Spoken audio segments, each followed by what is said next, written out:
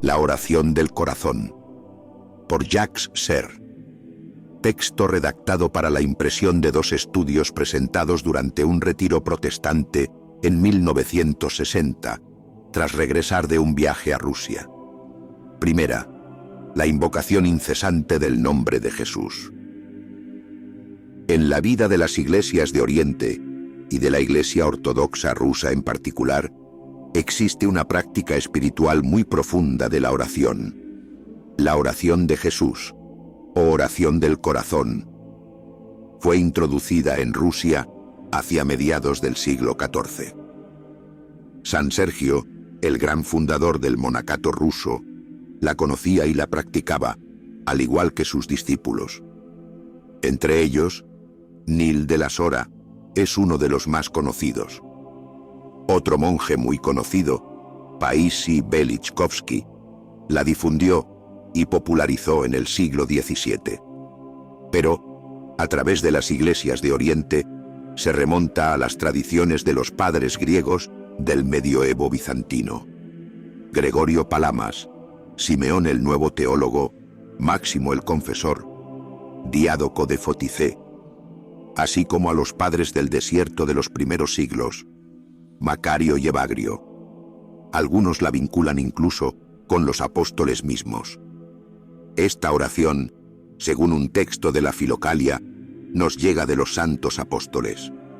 Les servía para orar sin interrupción, siguiendo la orden de San Pablo a los cristianos de orar sin cesar.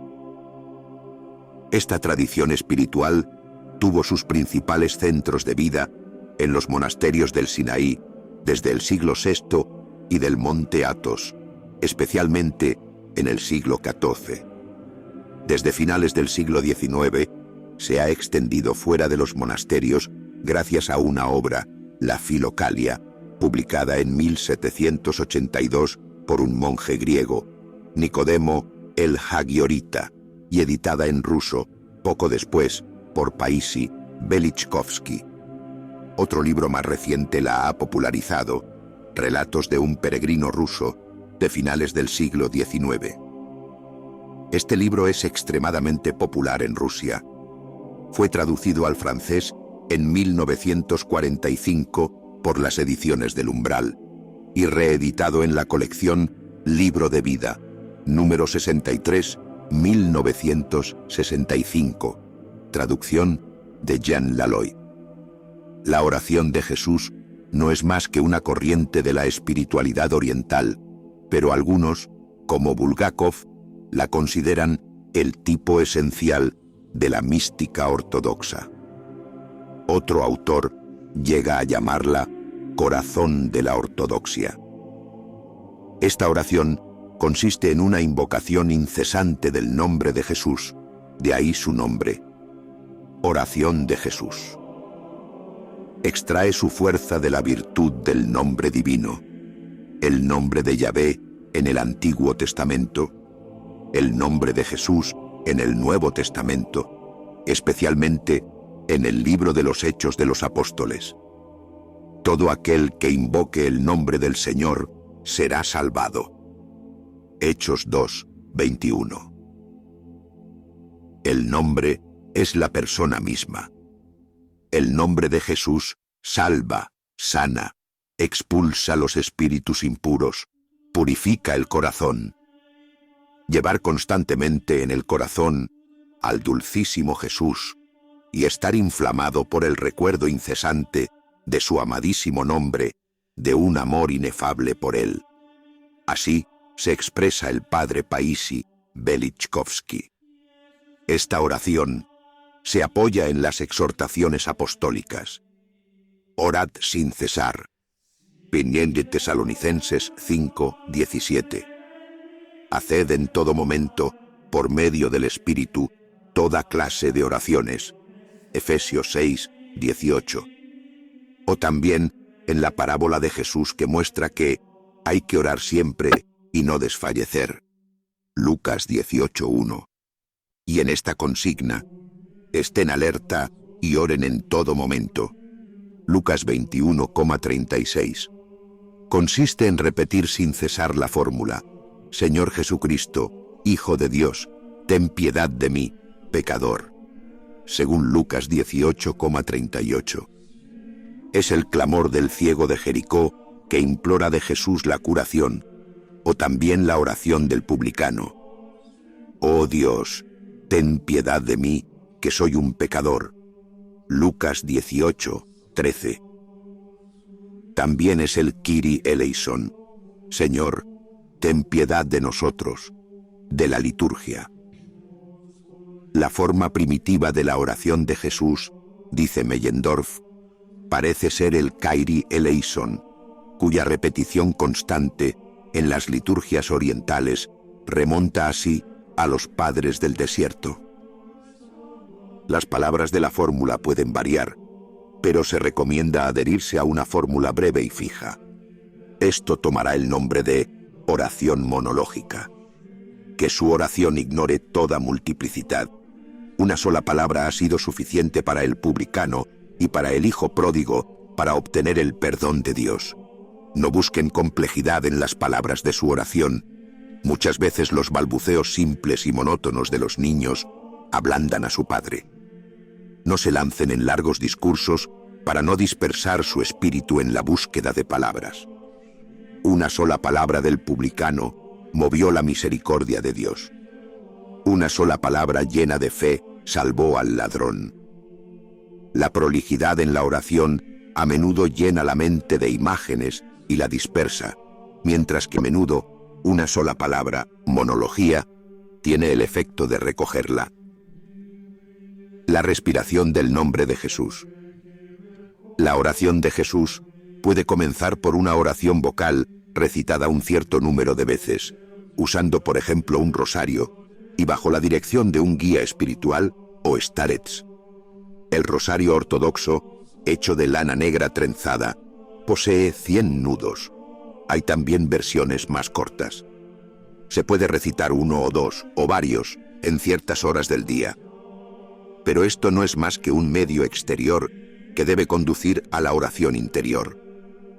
Esta debe entonces centrarse en el ritmo de la respiración. Se recomienda ser prudente y no apartarse de las directrices dadas por el starets. El starets es un anciano, generalmente un monje, con experiencia en la oración y apto para ser el padre o guía espiritual. Sin embargo, si uno no puede tener tal guía, se puede dejarse guiar por la Escritura Santa, dice el padre Paisi Velichkovsky, y por las recomendaciones de los padres.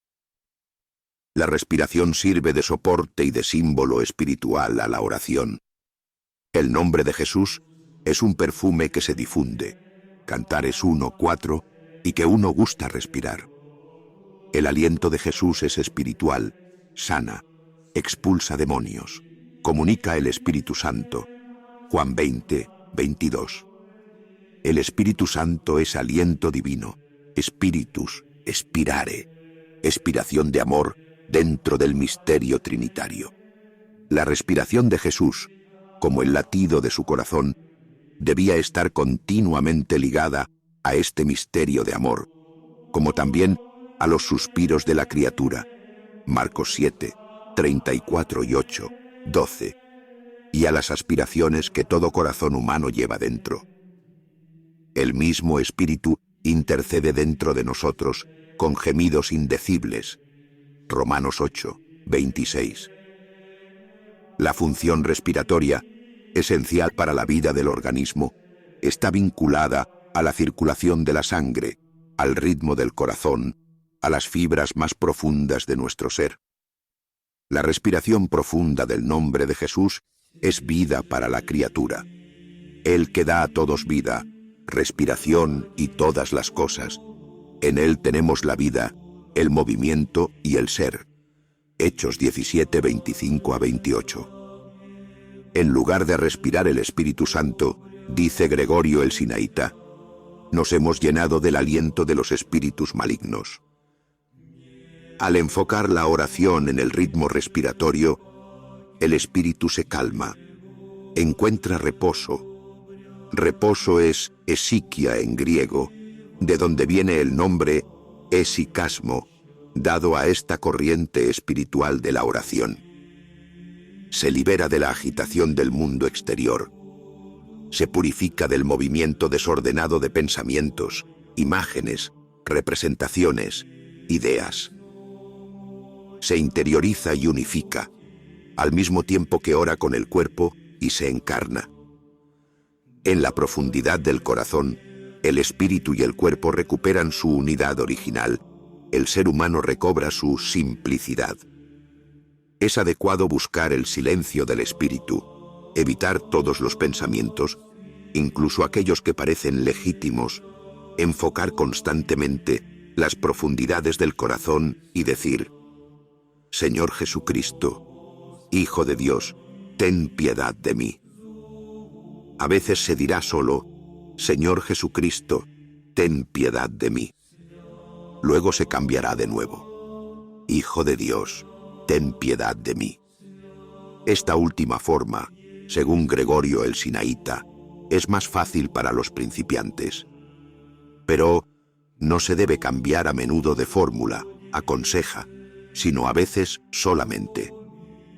Al recitar atentamente esta oración, permanecerás de pie o sentado, o incluso acostado, reteniendo la respiración en la medida de lo posible, para no respirar demasiado a menudo. Invoca al Señor Jesús con un deseo ferviente y en una paciente expectativa, abandonando todo pensamiento. Si ves la impureza de los espíritus malignos, es decir, los pensamientos, aparecer en tu mente, no les prestes atención, pero, reteniendo la respiración, encerrando el espíritu en el corazón, invoca al Señor Jesús, sin cesar ni distracción, y huirán, invisiblemente quemados por el nombre divino. La jesiquia es buscar al Señor en su corazón, es decir, mantener su corazón en oración y encontrarse constantemente dentro de este último.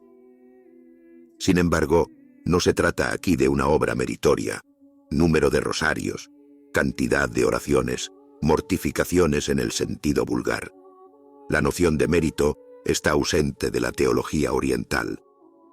No se preocupen por el número de oraciones a recitar. Que su única preocupación sea que la oración brote de su corazón, viva, como una fuente de agua viva. Expulsen completamente de su mente la idea de cantidad. Tampoco es un ejercicio mecánico, ni una técnica psicosomática parecida a las de otras religiones orientales. Es un ejercicio ciertamente sostenido que se llama atención, o también sobriedad, o trabajo espiritual, o guardia del corazón. Es una vigilancia de la oración que quiere ser y volverse incesante al penetrar en las fuentes mismas del corazón. La oración del corazón. La oración de Jesús también es conocida como oración del corazón. Esta noción del corazón es esencial en la espiritualidad oriental, y rusa en particular. Se podría decir, y de hecho se ha dicho, que por ello, la tradición oriental no se ha dejado subyugar por las nociones de la filosofía greco-romana, especialmente las nociones de alma y espíritu, y que ha permanecido mucho más cerca de las fuentes bíblicas y semíticas. De hecho, existe una teología del corazón en el Antiguo Testamento, así como en el Nuevo Testamento, y es la clave de la antropología bíblica. Se puede distinguir y oponer el corazón y la cabeza. La cabeza sería el dominio de lo cerebral, lo mental, lo intelectual, lo lógico, lo racional. Pero el corazón no debe reducirse únicamente al ámbito del afectivo, del sentimiento.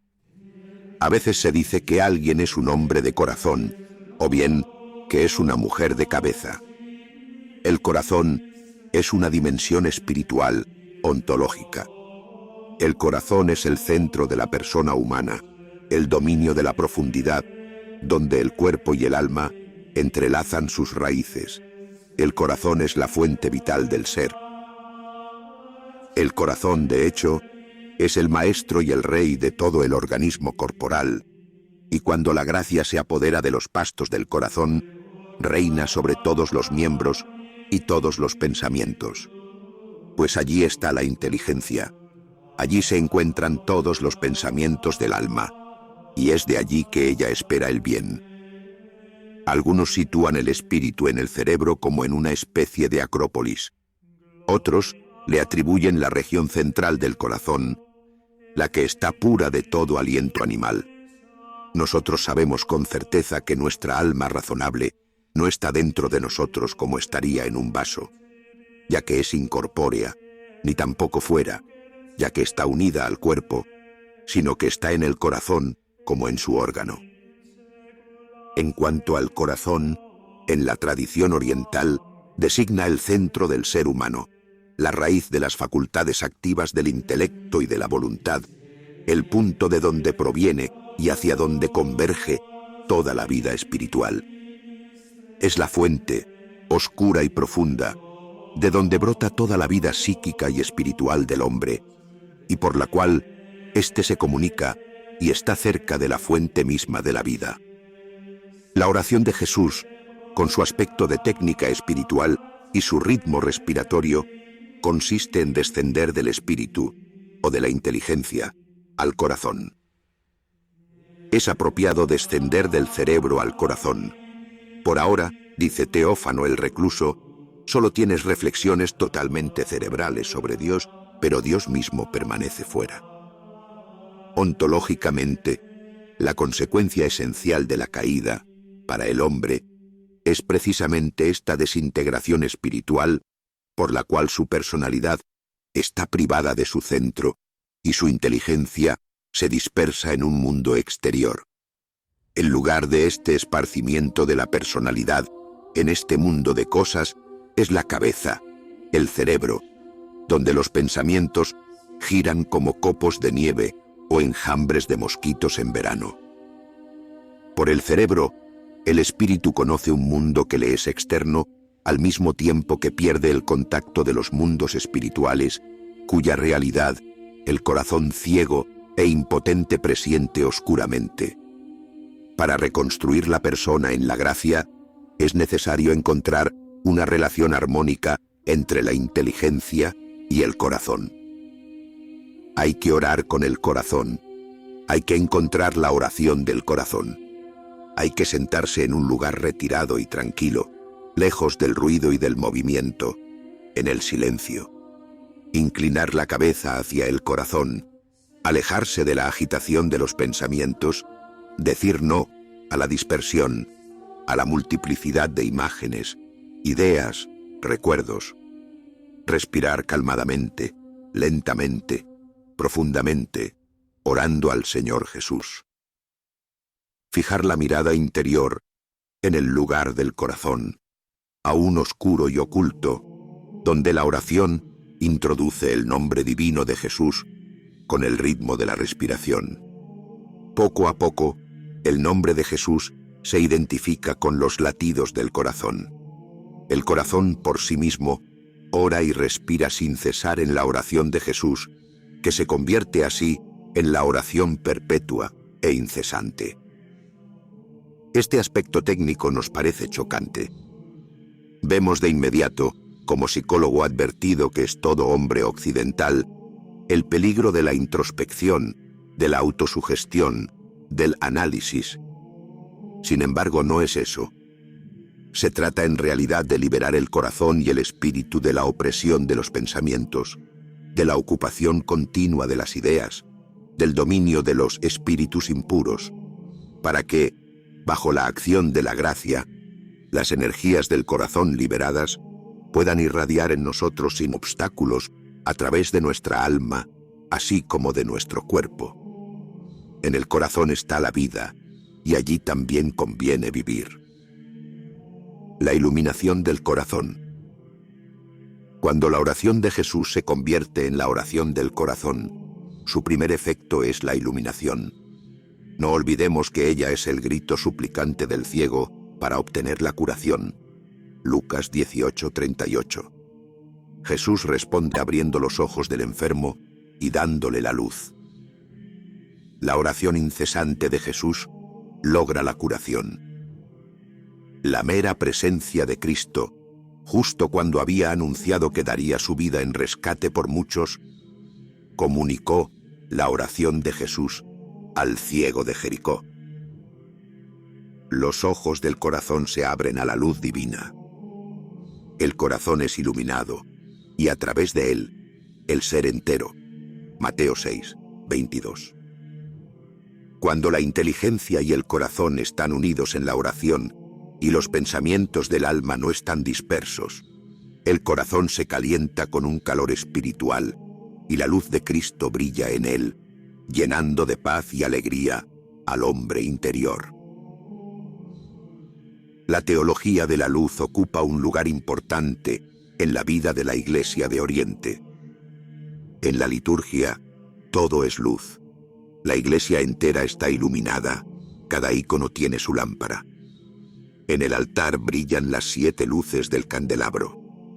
La entrada y la lectura del Evangelio siempre están precedidas por una vela, y cuando oficia el obispo, por el trichirión, 3 velas unidas en una sola llama, simbolizando las 3 personas divinas de la Santa Trinidad, unidas en una sola naturaleza, y por el dichirión, 2 velas unidas en una sola luz, simbolizando las 2 naturalezas de Cristo en una sola persona.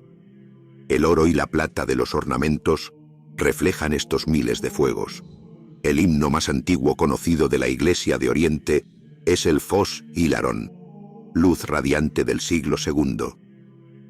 La fiesta más solemne del año litúrgico es la Pascua, luz de la resurrección.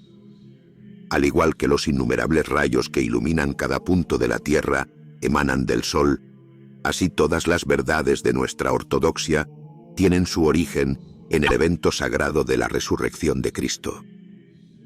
Se ha observado que, mientras que la teología mística occidental enfatiza las noches oscuras, como San Juan de la Cruz, la de Oriente insiste en la iluminación. La fiesta de la Transfiguración, que ha recuperado su lugar en Occidente, es también una de las mayores festividades de Oriente y un tema principal de la espiritualidad y mentalidad cristiana oriental. Los santos orientales no reciben estigmas, sino gracias de transfiguración, incluso en el aspecto de sus rostros, como en el caso de San Serafín de Sarov. Incluso se ha llegado a emplear el término de fotofanía. La iluminación traída por la oración del corazón proviene únicamente de la gracia. Solo la gracia divina posee la facultad propia de comunicar la deificación a los seres, de manera análoga. Entonces la naturaleza resplandece con una luz sobrenatural y se encuentra transportada por encima de sus propios límites por un exceso de gloria. Pero la iluminación no siempre viene sin esfuerzo. A veces es concedida solo al final de una espera, de un largo sufrimiento. Es que el corazón es también el dominio del pecado, de lo oscuro, de las tinieblas. No olvidemos el sentido de las palabras de la oración. Señor Jesús, ten piedad de mí, pecador. A veces es necesario atravesar esa oscuridad mediante la contrición y el verdadero arrepentimiento, a menudo mediante las lágrimas. Es la gracia del ablandamiento que imprime en la mirada y en el rostro de los espirituales de Oriente una dulzura tal. Una vez purificada la atmósfera del corazón de los soplos de los espíritus malignos, es imposible, se ha dicho, que no brille para él la divina luz de Jesús, a menos que se hinche de orgullo, vanidad y presunción. Esta iluminación del corazón procede de una acción del Espíritu Santo, que es luz. Pero no debe confundirse con las inspiraciones, las visiones, las luces espirituales o sensibles. De hecho, los padres son unánimes en recomendar no buscar estas cosas. No hay que apegarse a ellas, ni dejarse distraer por ellas si se presentan, porque siempre se debe mantener la sobriedad. La verdadera oración del corazón es siempre la oración pura, la deificación del hombre. Por la oración del corazón, por la gracia de la iluminación, el ser recupera su armonía interior, su unidad. Se aleja de la dispersión, de la multiplicidad, de la división. El espíritu y el corazón, el alma y el cuerpo, se reconcilian. El hombre recupera su unidad original, recobra la imagen de Dios y la semejanza divina. Es deificado. La deificación, teosis, en griego, es la obra, no del hombre, sino de la gracia. Primero, la gracia muestra al hombre su pecado, lo hace surgir ante él, y colocando constantemente ante sus ojos ese terrible pecado, lo lleva a juzgarse a sí mismo. Le revela nuestra caída, ese horrendo, profundo y oscuro abismo de perdición donde ha caído nuestra raza por la participación en el pecado de Adán. Luego, poco a poco, concede una profunda atención y el ablandamiento del corazón en el momento de la oración.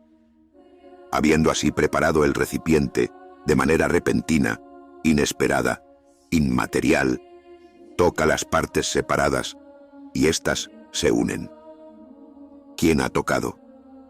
No puedo explicarlo. No he visto nada, no he oído nada, pero me he visto cambiado. De repente me sentí tal por el efecto de un poder todopoderoso. El Creador ha actuado para la restauración como actuó para la creación. Cuando sus manos tocaron mi ser, la inteligencia, el corazón y el cuerpo se unieron para constituir una unidad total. Luego se sumergieron en Dios y permanecen allí mientras los sostiene la mano invisible, inasible y todopoderosa. Aquí quizás tengamos dificultades para entender. El Oriente, de hecho, no conoce la oposición de la naturaleza y la gracia, ni la distinción entre naturaleza y sobrenaturaleza. Las discusiones sobre los problemas de la gracia, derivadas de San Agustín, y que están en la base de las controversias de la Reforma, le son ajenas. Las nociones de obras y mérito no existen, o no tienen el mismo significado. La práctica de las indulgencias es desconocida en las iglesias ortodoxas. No han tenido que vivir el drama de la Reforma. Por eso los ortodoxos a veces dicen que no entienden nada de las discusiones entre católicos y protestantes. Y por eso también decimos que la aportación de la teología, como de la espiritualidad ortodoxa, nos parece indispensable ahora en las conversaciones ecuménicas. La teología oriental, sin embargo, experimentó una discusión muy viva en el siglo XIV con Gregorio Palamas y un tal Barlaam. Este último, imbuido de una pretendida escolástica occidental, atacaba directamente la práctica de la oración del corazón y sus fundamentos teológicos, ridiculizando en particular sus métodos respiratorios y arriesgando con ello desacreditar toda la vida monástica. Gregorio Palamas, en sus Tríadas, defendió el esicasmo y la tradición y, apoyándose en los padres, formuló la doctrina de las energías divinas.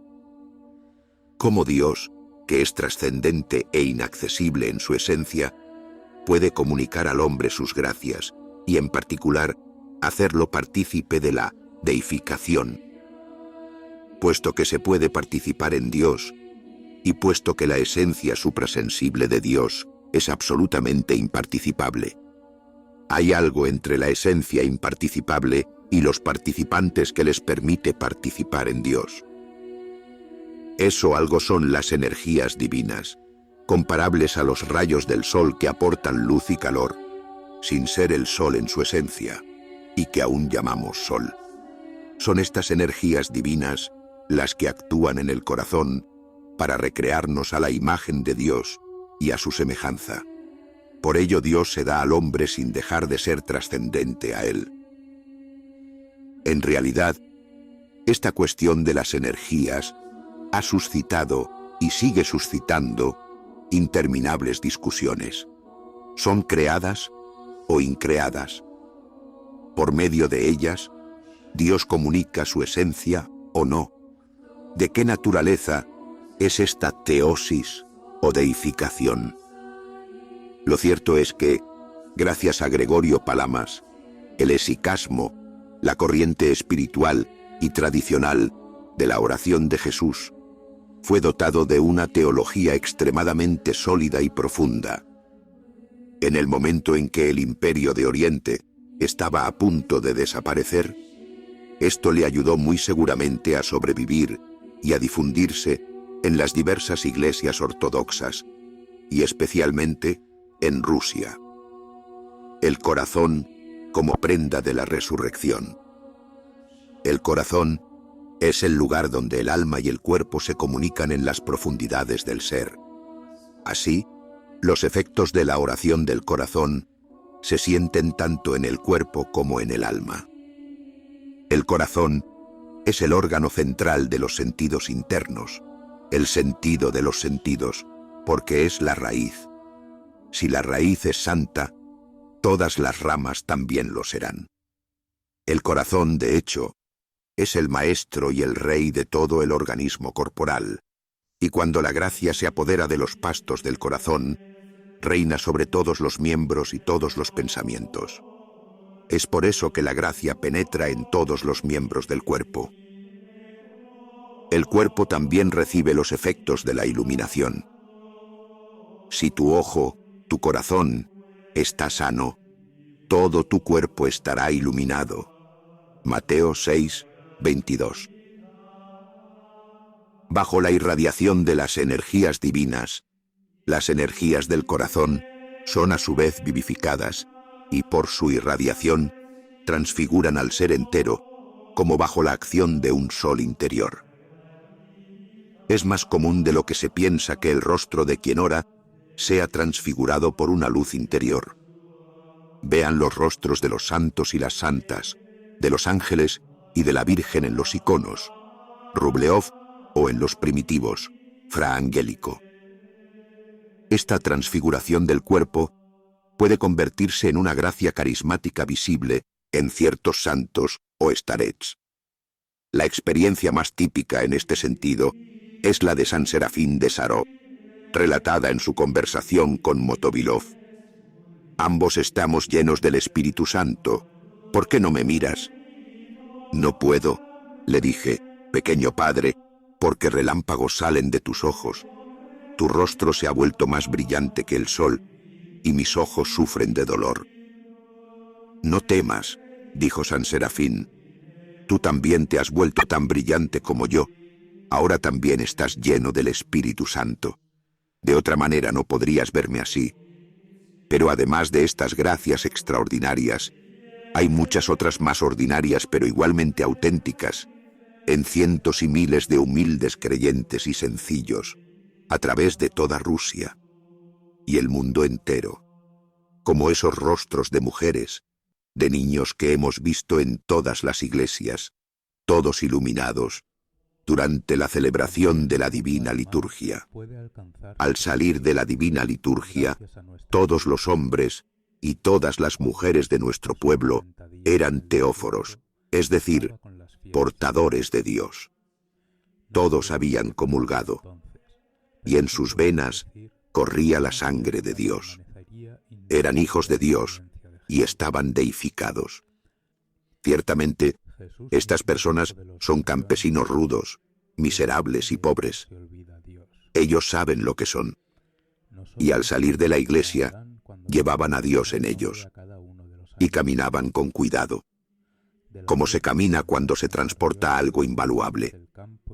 Y así eran teóforos, portadores de Dios. Cuando uno lleva una lámpara o una vela, el rostro se ilumina con la llama.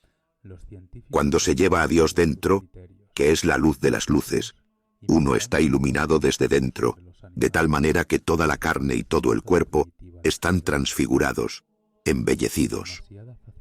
Nunca he visto piel ni carne más bellas que en el rostro de los teóforos, las personas que llevan en sí la deslumbrante luz de Dios. Su carne estaba deificada, sin peso ni volumen, transfigurada por la luz del Espíritu Divino. Esta luz pura, inmaterial, que ya transfigura los cuerpos, es una anticipación de la resurrección. Son las arras de la resurrección futura.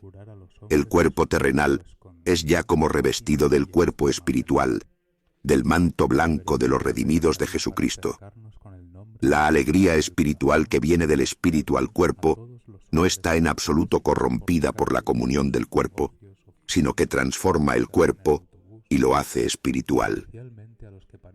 ¿Por qué no decir, después de todo, que el corazón regenerado por la gracia, santificado y deificado, es ya el ser de la resurrección futura? Es yo cuando sea resucitado. Es mi yo verdadero, es mi ser inmortal, mi vida eterna ya ahora, como será en la resurrección. El que cree en mí, vivirá aunque haya muerto, y todo aquel que vive y cree en mí, nunca morirá. Juan 11, 25. La gloria que los santos poseen desde hoy en sus almas, cubrirá, vestirá y elevará al cielo los cuerpos desnudos, el día de la resurrección. Por eso, en la resurrección, sus cuerpos también recibirán los bienes eternos del Espíritu y se unirán a la gloria que sus almas poseen desde ahora. ¿Qué es entonces la oración espiritual? Dice Isaac de Nínive. Es el símbolo de nuestra condición futura. Segundo, el florecimiento de la gracia bautismal. La oración de Jesús es profunda, íntima y muy personal. ¿Podría, sin embargo, aislarse el creyente del resto del mundo, encerrarse en sí mismo, separarse de la comunidad? No es así, y de hecho, es todo lo contrario. Primero, la oración de Jesús solo puede habitar en un corazón bautizado. Es el bautismo el que regenera el corazón en el nombre del Padre, del Hijo y del Espíritu Santo. Desde el bautismo, el nombre de Jesús hace que en nosotros palpite y viva un corazón nuevo.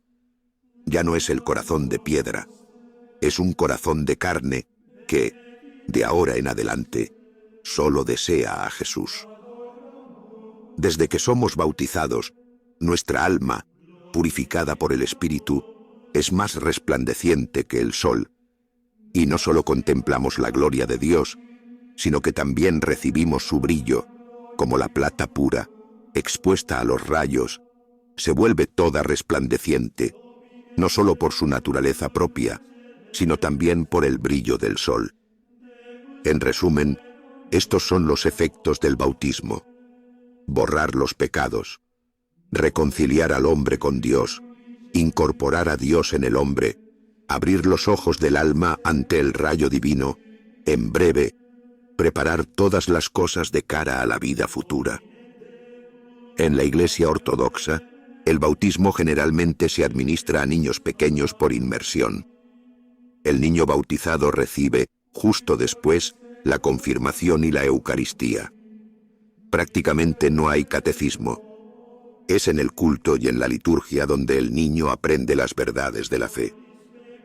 Durante nuestro viaje en la URSS, vimos celebrar bautismos de niños, un domingo por la mañana, en una de las grandes catedrales de Leningrado. Esto ocurría en el sótano, mientras que en la planta principal se desarrollaba la espléndida liturgia eucarística seguida y cantada por varios miles de fieles. Más de 20 bebés, llevados por sus padres, o padrinos y madrinas, esperaban, unos detrás de otros, ser sumergidos en una especie de pequeña bañera de agua tibia. Unos lloraban, otros estaban muy contentos. El sacerdote, con una buena sonrisa, los tomaba uno tras otro y los sumergía, asperjándolos 3 veces en el nombre de la Santa Trinidad. Luego, los bebés eran secados en pequeños compartimentos, vestidos con una pequeña túnica blanca, y presentados a otro sacerdote que les realizaba las unciones de aceite de la confirmación con una especie de cuentagotas, y a otro que les administraba la Eucaristía con una pequeña cuchara.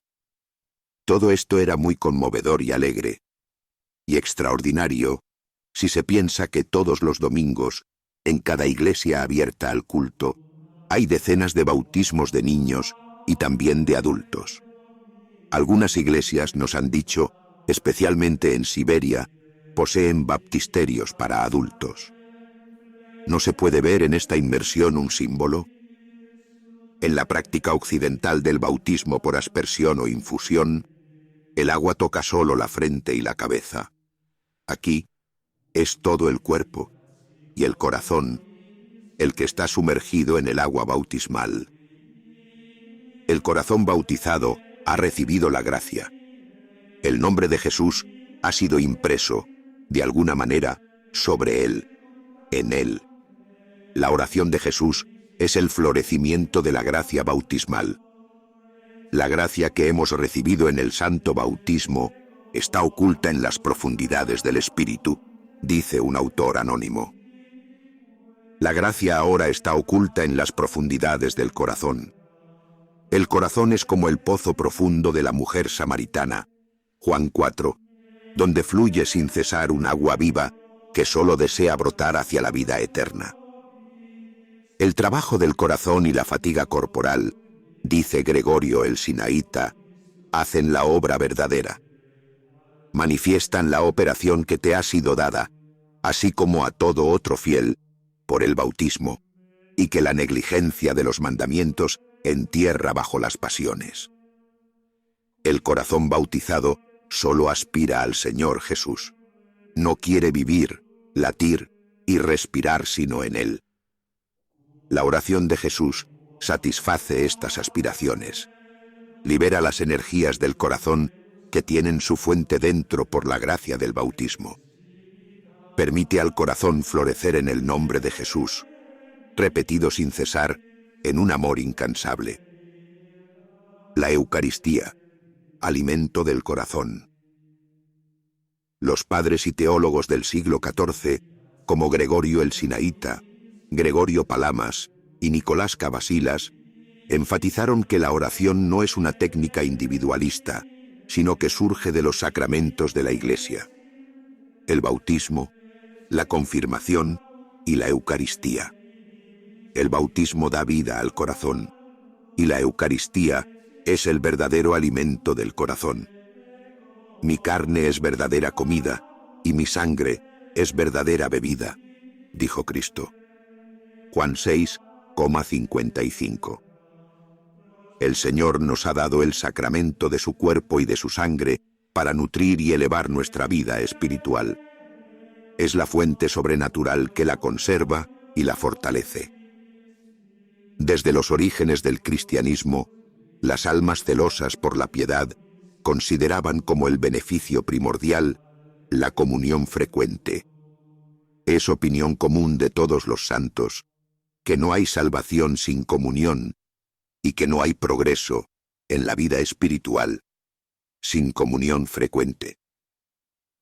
En la Iglesia ortodoxa, la Eucaristía se celebra con pan y vino. Hay 5 panes redondos, en memoria del milagro de la multiplicación de los panes, elaborados expresamente, y que llevan las marcas CXC, NIK, AA, iniciales en griego de las palabras Jesucristo vencedor. Estos panes, o prosfora, no son ácimos.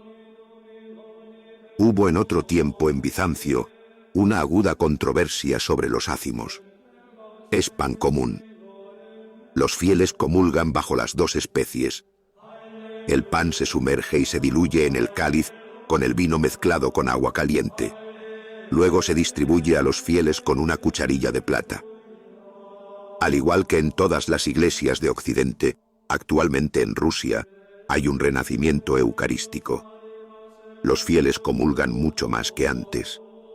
También lo hemos visto con nuestros propios ojos un domingo, en una de las grandes iglesias de Zagorsk, el lugar santo y el corazón de Rusia, donde miles de creyentes desfilaban ante los sacerdotes armados con el cáliz y la cucharilla de plata.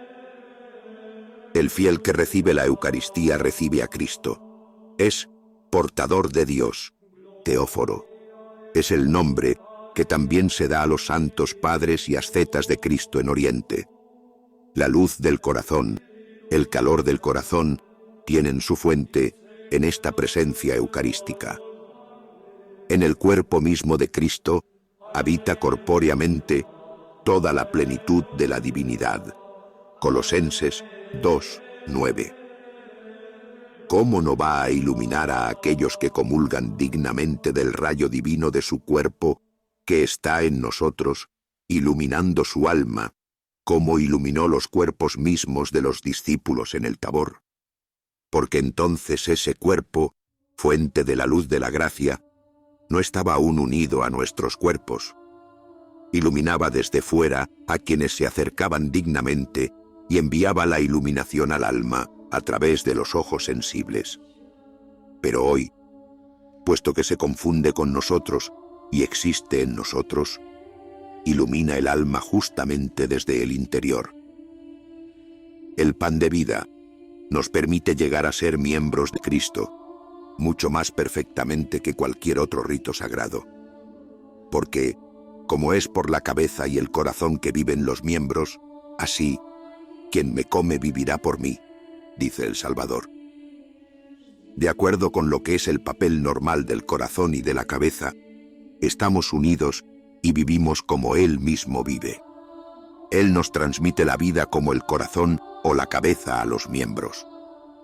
Quien haya decidido vivir en Cristo debe necesariamente mantenerse en dependencia de este corazón y de esta cabeza, pues no es de otro lugar de donde viene la vida.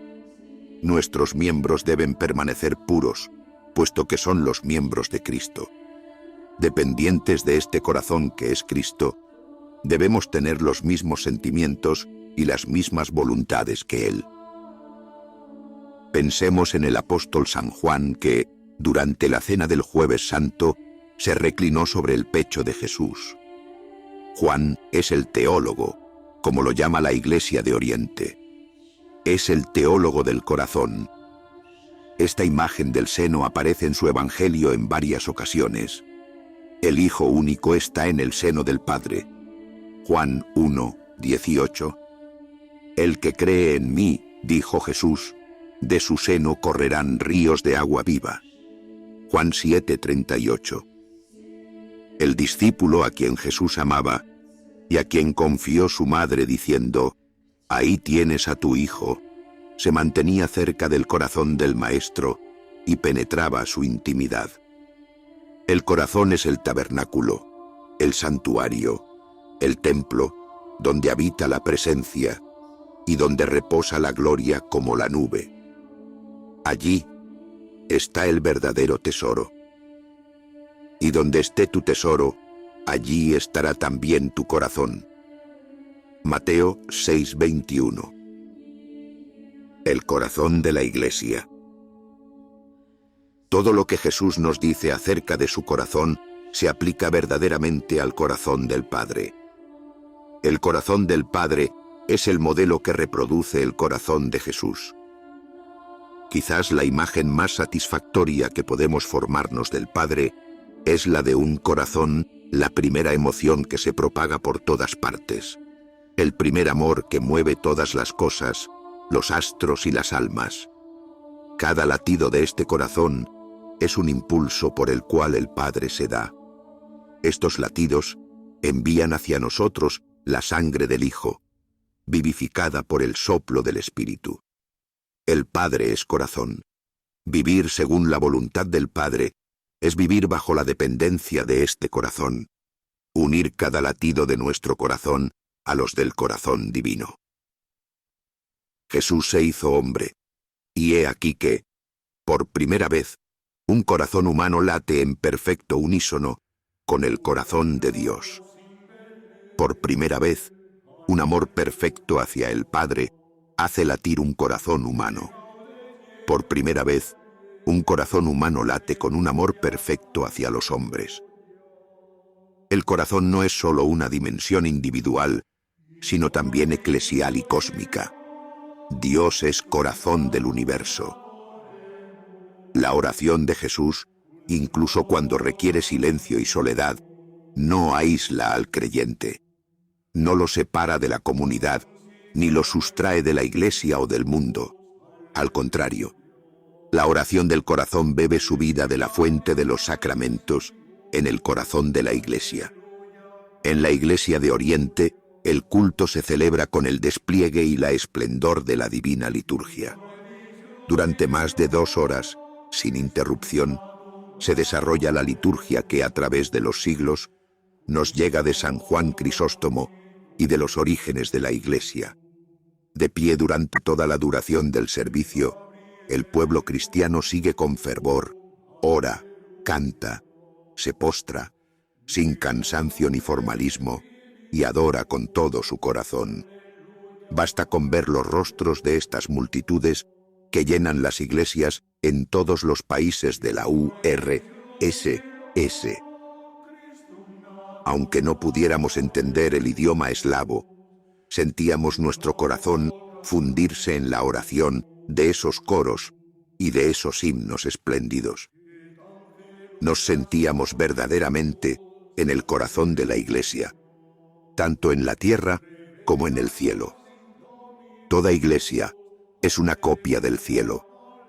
El oficio divino, en la iglesia, se celebra al mismo tiempo en el cielo. Todo oficio es doble, aquí abajo y allá arriba. Se tiene la sensación de que la oración más profunda y más íntima de cada corazón creyente se une a la oración misma del corazón de la iglesia. Culto, sacramento, liturgia, oración, están tan unidos que se percibe claramente que ahí, en el corazón de la iglesia, toda oración, y en particular la oración de Jesús, tiene tanto su origen como su fin. La oración del corazón es la oración misma de la iglesia. A esto hay que añadir que la Madre de Dios, la Virgen María, ocupa un lugar muy importante en la espiritualidad de la Iglesia ortodoxa. El corazón ortodoxo ruso ama con un amor especial a su Madre Celestial y se dirige a esta fuente de amor en innumerables oraciones y cánticos. Las iconografías de la Theotokos, la Madre de Dios, son innumerables y todas más bellas unas que otras. En la media cúpula del ábside central del coro, sobre el altar eucarístico, María siempre está representada, con las manos levantadas en actitud de oración. Lleva a Cristo sobre su corazón. Está enmarcada por 2 ángeles. La Virgen María es el corazón de la Iglesia. Nunca está separada de Jesús, a quien sostiene sobre su corazón en la actitud de la ternura, o a quien presenta de frente en la actitud de la majestad. El conjunto de los misterios de la maternidad, fruto de la fe de la muy pura, está tan en el centro de la doctrina y de la piedad de Oriente, que nunca el Hijo es comprendido sin la Madre, ni la Madre separada del Hijo. La iconografía oriental es en este punto muy elocuente. Y citamos, de paso, estas palabras de un teólogo católico. En el cuerpo místico de Cristo, María ocupa, frente a los otros miembros y en relación con la cabeza, el lugar del corazón. Por tanto, no debe sorprendernos que la oración del corazón una muy frecuentemente el nombre de Jesús y el de María. Aquellos que están sinceramente decididos a servir a Dios deben ejercitarse en tener a Dios siempre presente y orar continuamente a Jesucristo, repitiendo internamente: Señor Jesucristo, Hijo de Dios, ten piedad de mí, pecador. Durante las horas de la tarde se puede recitar esta oración de la siguiente manera: Señor Jesucristo, Hijo de Dios, por las oraciones de la Madre de Dios, ten piedad de mí, pecador. O también se puede dirigir directamente a la Santísima Madre de Dios y orar: Santísima Madre de Dios, sálvanos. Se puede decir también con el ángel: Madre de Dios, Virgen, regocíjate, te saludo. Por este ejercicio, manteniéndose alejado de las distracciones y conservando la paz de conciencia, uno puede acercarse a Dios y unirse a Él. Muchos sacerdotes, aún hoy, recomiendan a sus fieles seguir los consejos de San Serafín, uno de los santos más populares de Rusia.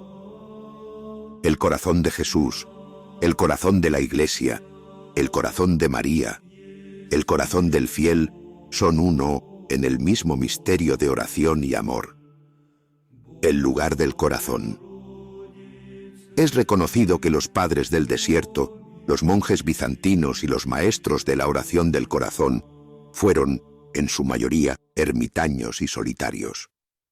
Aún hoy, es en los monasterios del Oriente donde se practica y enseña la oración de Jesús. Sin embargo, no debemos olvidar que, en la Iglesia ortodoxa, la vida monástica impregna la vida de toda la Iglesia. Los monjes no forman órdenes distintas y separadas como en Occidente. Existen diversas reglas monásticas, pero hay un solo estilo de vida y un solo hábito monástico en toda la Iglesia.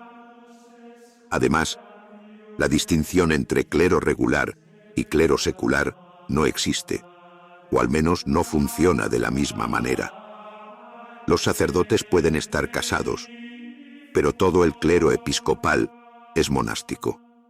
Obispos, metropolitanos, patriarcas, todos son monjes. Y todos, por consiguiente, han sido formados en la escuela de la oración. No es raro escuchar que ahí radica la fuente de esa simplicidad, así como de esa gran dignidad, que impregna su persona y resplandece en su mirada, en su rostro y hasta en su menor gesto.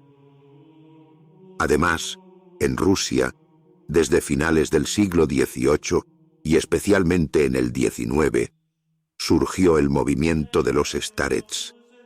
Un starets es un anciano, un monje, no necesariamente sacerdote, que ha vivido en soledad y oración y que, hacia el final de su vida, abre su celda al contacto con otros. Entonces, acuden a él en masa gente del pueblo, así como representantes de la élite intelectual y aristocrática, para recibir consejos espirituales o directrices de todo tipo.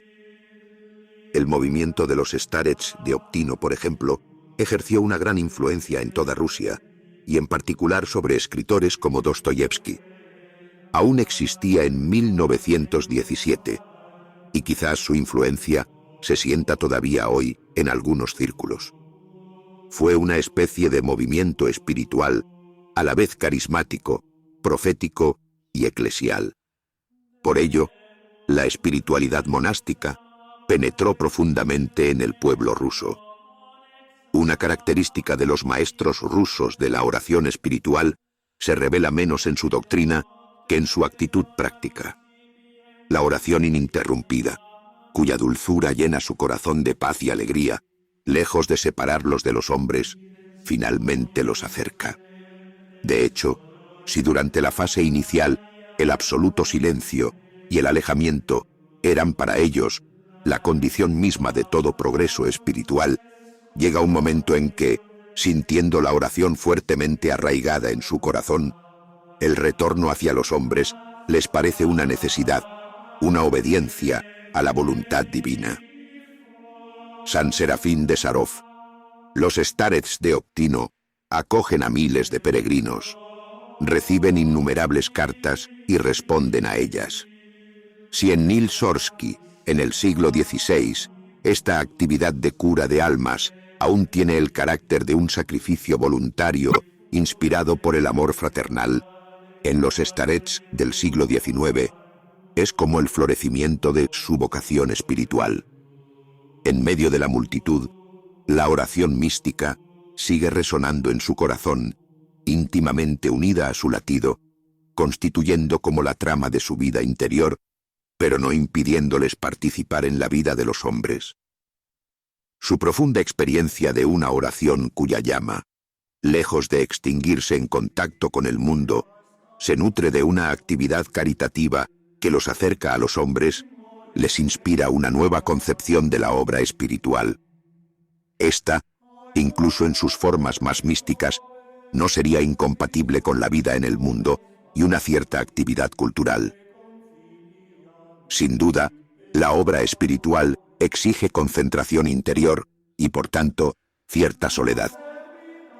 Pero si la completa soledad es imposible en el mundo, ¿no podría cada uno encontrar horas de soledad durante las cuales fortalecería y vivificaría en sí mismo la oración de Jesús hasta que, arraigándose en su corazón, le acompañe incluso en medio del flujo ruidoso de la vida del mundo?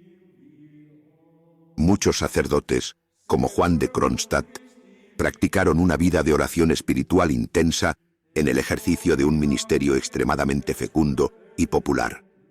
Innumerables fieles, como el peregrino de los famosos relatos, oran sin cesar mientras viven la vida más ordinaria, más trivial y a veces también la más original. Los corazones que oran no están aislados unos de otros, comunican, incluso en la soledad, incluso a través de las distancias, comulgan. En ellos vive sin cesar esa oración de la Iglesia, a la vez carismática y litúrgica, sacramental y profética, siempre viva e inspirada. ¿Cuántas veces hemos tenido la impresión, casi sensible, de estar en contacto con este corazón del pueblo ruso, tanto en las iglesias como en las multitudes, o con los individuos que encontrábamos? El pueblo ruso tiene un corazón. El alma rusa es, ante todo, el corazón cristiano ortodoxo, que se siente siempre presente, incluso en el ateo militante. La transfiguración de los seres y las cosas. El corazón que ora en la profundidad más íntima del ser vive en contacto con los seres y las cosas.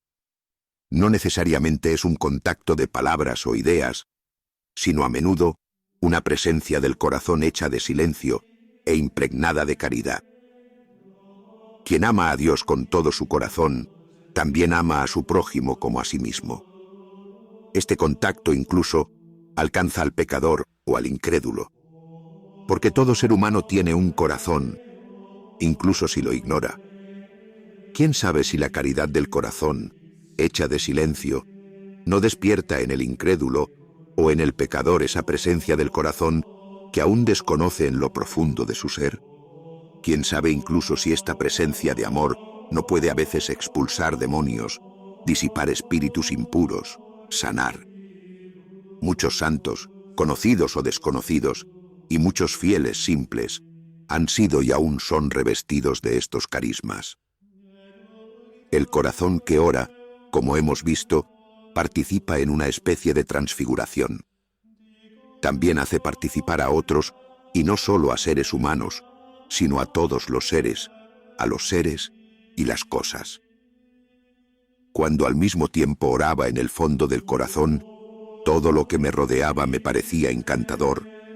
Los árboles, las hierbas, los pájaros, la tierra, el aire, la luz, todos parecían decirme que existen para el hombre, que atestiguan el amor de Dios por el hombre. Todo oraba, todo cantaba gloria a Dios. Entendía así lo que la Filocalia llama el conocimiento del lenguaje de la creación, y veía cómo es posible conversar con las criaturas de Dios.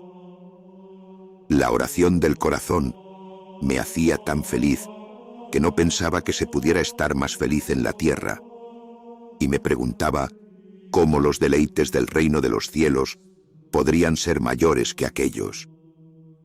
Esa felicidad no solo iluminaba mi interior, el mundo exterior también me aparecía encantador, todo me llamaba a amar y alabar a Dios. Los hombres, los árboles, las plantas, los animales, todo me era como familiar, y en todas partes encontraba la imagen del nombre de Jesucristo. A veces me sentía tan ligero que creía no tener cuerpo y flotar suavemente en el aire. A veces me retiraba completamente en mí mismo. Veía claramente mi interior y admiraba la admirable estructura del cuerpo humano. Los santos son a menudo representados viviendo en familiaridad con osos, lobos y otras bestias del bosque, como San Sergio y San Serafín. ¿Quién puede decir, después de todo, si los seres vivos, las bestias y las plantas, no tienen también, a su manera, una especie de corazón? Hay un misterio de vida en cada ser, por pequeño que sea. ¿Por qué la vida no comunicaría con la vida? Los seres y las cosas también celebran, a su manera, una especie de liturgia cósmica. Jesucristo es el jefe de la Iglesia, pero también es el primogénito de toda la creación. Dios mío, cómo me sentía feliz en aquel momento. Zrenia, dice otro testigo de la oración. Me parecía que cada hierba, cada flor, cada espiga de centeno, me susurraba palabras misteriosas sobre una esencia divina muy cerca del hombre, de cada animal, de todo. Hierbas, flores, árboles, tierra, sol, estrellas y de todo el universo. Oh, qué bueno es amar a Dios. Nunca olvidaré esos días dorados de mi existencia. Desde temprano en la mañana, antes incluso del amanecer, me ponía en camino. Qué dulce era. El trigo, la avena, el centeno, como un mar, se balanceaban de un lado a otro. Las alondras cantaban, las golondrinas, como fuegos artificiales, volaban alrededor y cerca de ti, y caminabas como un señor posando sus pasos, uno tras otro, sobre la maravillosa alfombra multicolor, desplegada ante él, de hierbas aromáticas y suaves. Ah, las obras del Señor son hermosas. Había días y noches en que literalmente moría de amor por Dios. Todas las partes de mi alma y de mi cuerpo eran atrapadas por la llama del amor por mi Dios.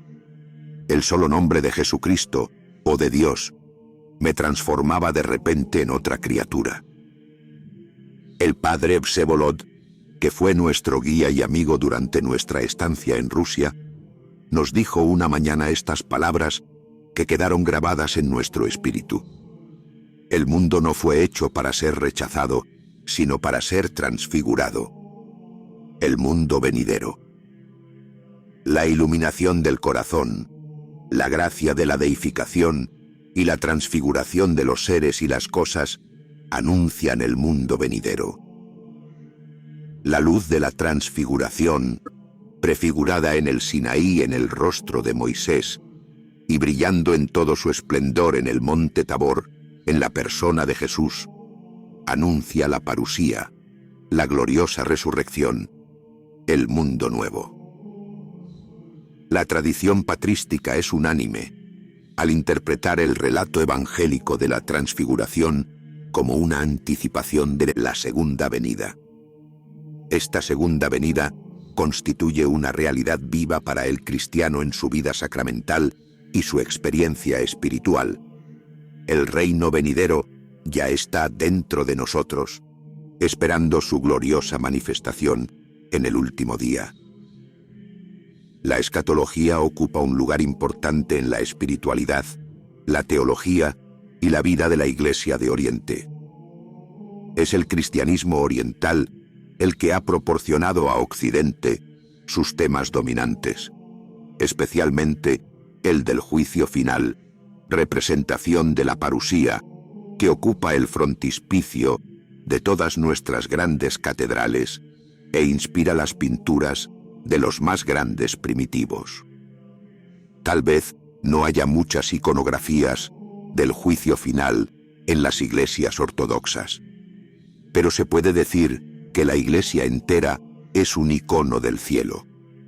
En la cúpula central del transepto, en lo alto, domina la figura del Cristo juez, Pantocrátor. La Virgen y los santos rodean el coro del altar. Cada icono con su luz es un reflejo del mundo celestial, cuya presencia ya transfigura nuestro mundo. La liturgia es la vida del cielo en la tierra. El culto, con su altar, su trono, sus lámparas, es una realización de la gran visión primera del Apocalipsis, capítulos 4 y 5.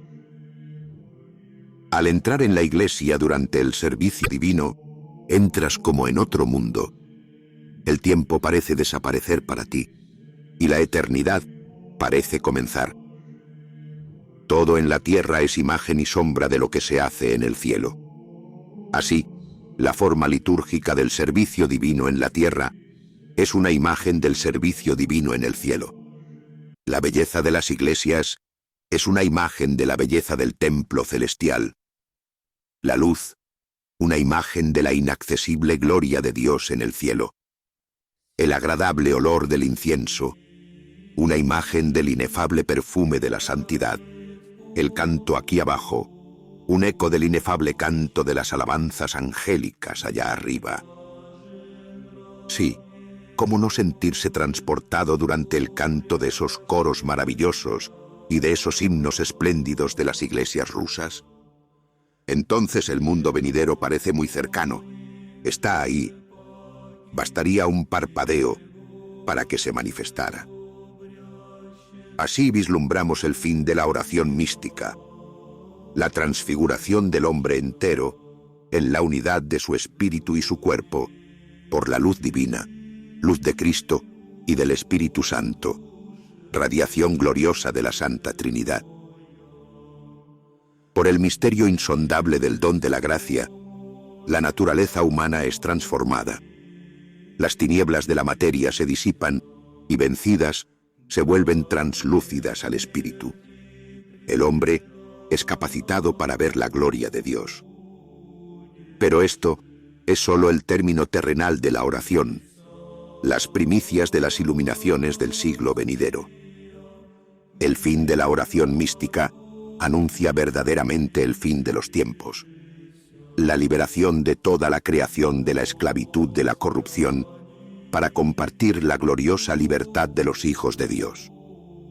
Es hacia la luz sin ocaso del día eterno, cuyo alba ya se levanta ahora para aquellos que saben reconocer sus señales, hacia donde nos orienta finalmente el testimonio de los orantes de la oración de Jesús. La oración del corazón realiza la esperanza viva del regreso de Jesús. Con toda la creación, la Iglesia suspira. El Espíritu y la esposa dicen, ven. Los elegidos que oran sin cesar, día y noche, dicen, amén. Ven, Señor Jesús. Aquel que atestigua estas cosas dice, sí, vengo pronto. Apocalipsis 22:20.